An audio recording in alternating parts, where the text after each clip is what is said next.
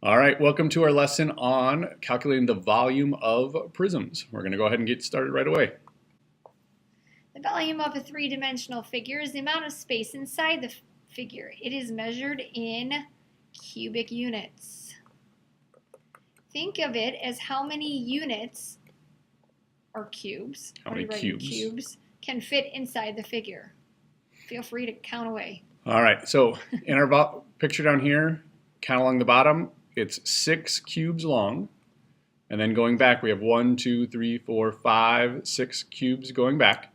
So in each layer, 6 by 6 means there's 36 cubes in each layer. And then there are 2 layers, so it has a height of 2.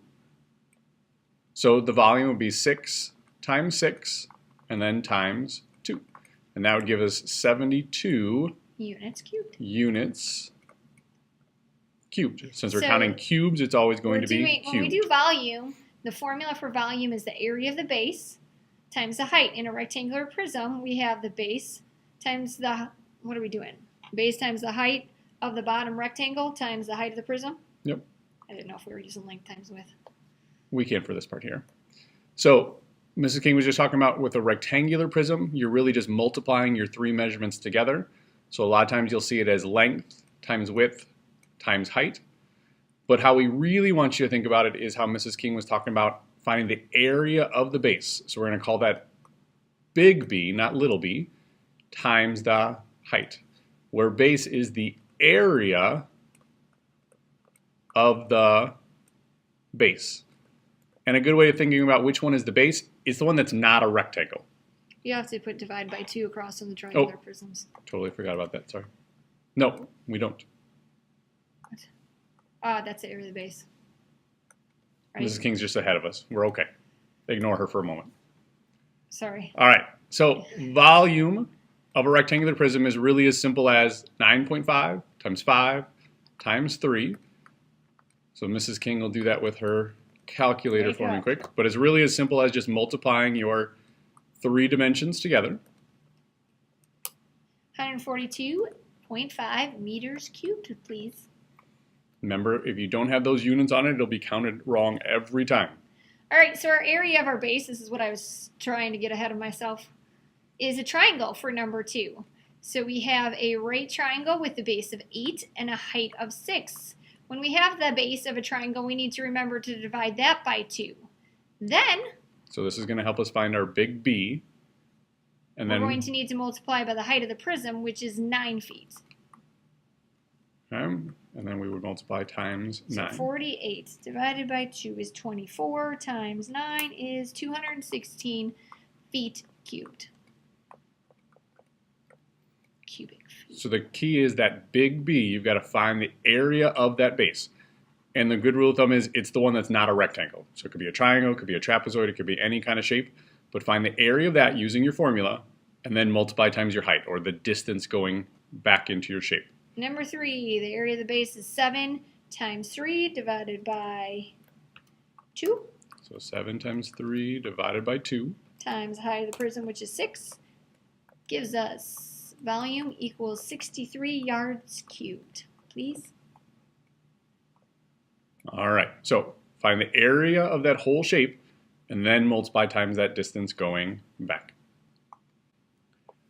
So a couple application problems, see if we can put it all together. It says which box has a larger volume. So box A, I'm going to do 3.75 times 7.5 times 10. Which is going to give us volume of 281.25 inches cubed. Then the volume of B, which would be 3.75 times 8 inches times 9.5, the height of the prism, gives us 285 inches cubed. 285 even? Yep, even. So now we're going to subtract volume B, because it's higher, minus volume A. So 285 minus 281.25 gives us a difference. Oh, it just says which box has larger. We can still do it anyway. It should be 3.75. It should. So volume B has a larger, we have to make sure we answer the question. B. That has the largest volume. A toy company makes a rectangular sandboxes that measure 6 feet by 5 feet by 1.2. So it says a customer buys a sandbox and it has 40 cubic yards of sand. We want to know, do they have too much or too little sand? So we find our volume first. That's going to be 36 feet cubed. Now we can read the second sentence. This customer, he buys 40 cubic sand. Did the customer buy too much? Too much, yes. 4 feet too much. All right. But you know what?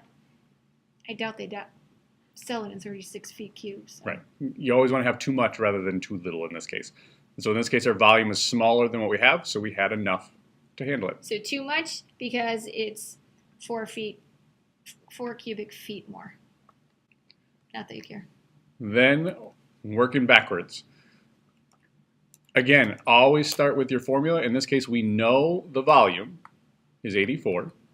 We want to know the height.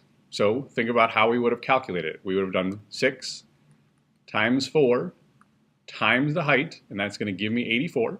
So 84 is equal to 24h. Going to undo that equation by dividing each side by 24. H is going to be 3.5.